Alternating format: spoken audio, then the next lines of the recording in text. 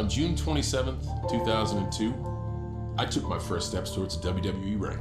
The first massive opportunity to realize a dream, a golden opportunity to make it, the world of sports entertainment, a chance to prove I belonged in the WWE universe. And I failed. But in that failure, and over a 20-year career, I've dedicated my entire life's work to 3 words: never give up. For those who've heard that message and stood beside me, I'm forever indebted to your passion and support. I've had to work to earn my place in WWE history. That work led to Royal Rumble wins, title reigns, WrestleMania main events. You were there. From watching me as a young man, gritting his teeth in generic boots and tights, to the vast array of colorful shirts, wristbands, ball caps, I've always been the driving force for what happens in our universe. A universe with larger-than-life performers like Stone Cold Steve Austin, Hulk Hogan, and the first superstar, Bruno Sammartino. Standing on the shoulders of these giants, trying to become a legend of my own. Let's get back to the ring. The same ring each and every WWE superstar gets to take that exciting walk to.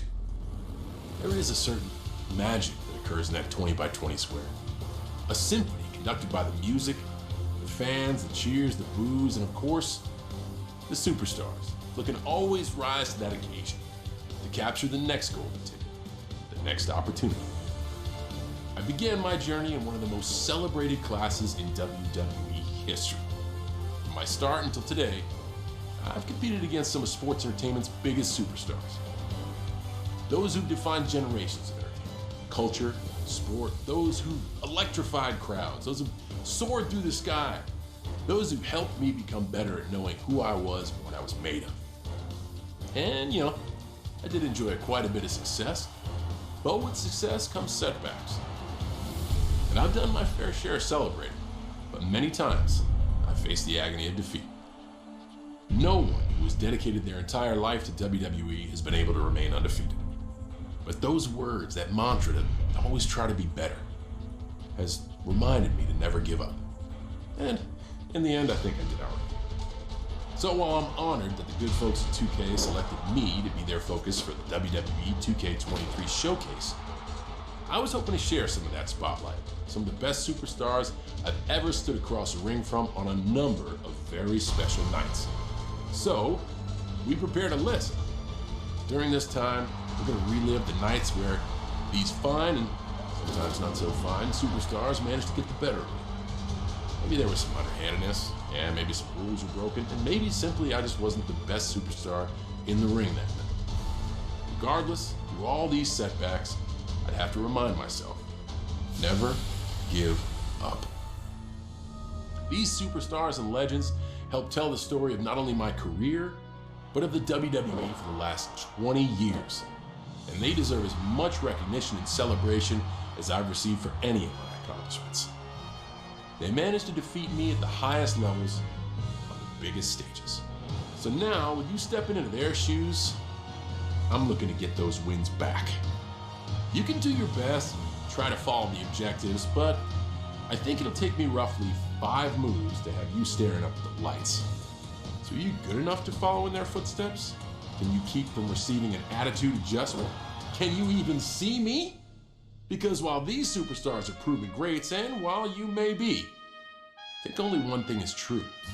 You can't beat me.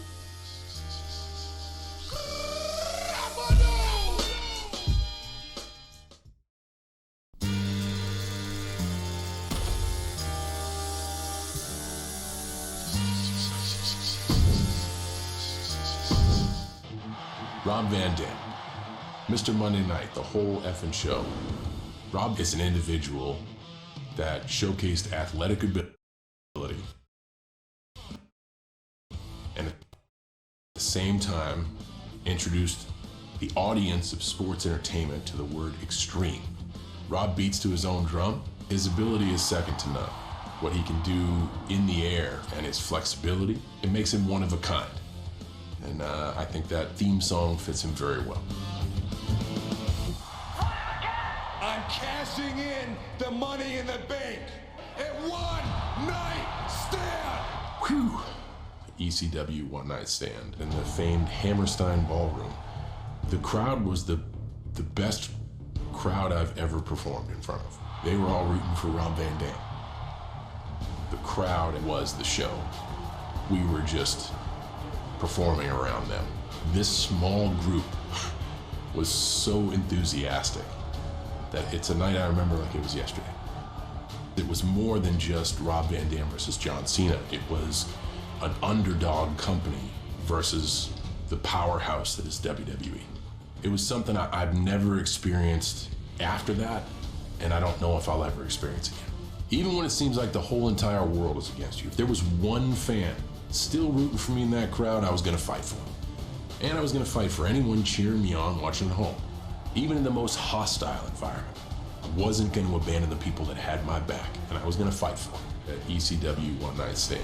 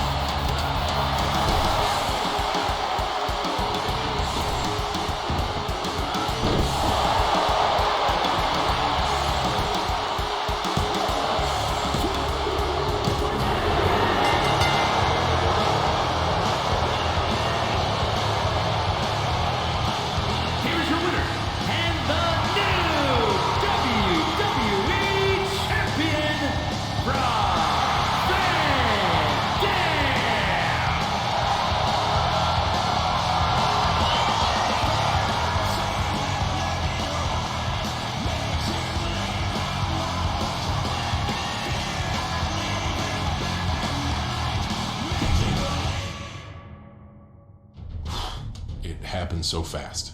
I didn't find out till very late that I was, gonna accept an open challenge with Kurt Angle.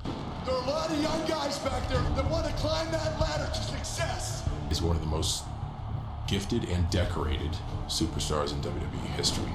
He prides himself on being in great condition, and he expects physically the best out of anybody he steps in there with. I wouldn't have had it happen any other way because I didn't have time to think about it. It was like, hey, you're doing this. When? You got 5 minutes. This is John Cena, who could be looking to knock on the door of opportunity. Ruthless aggression.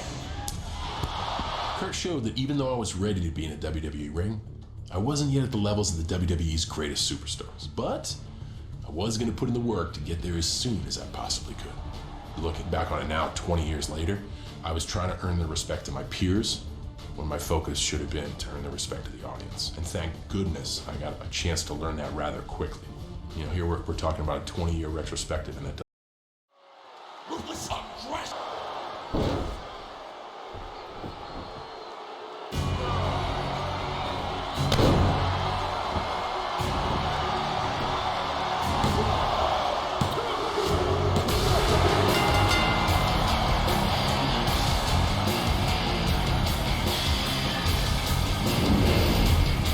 Here is your winner, John Cena.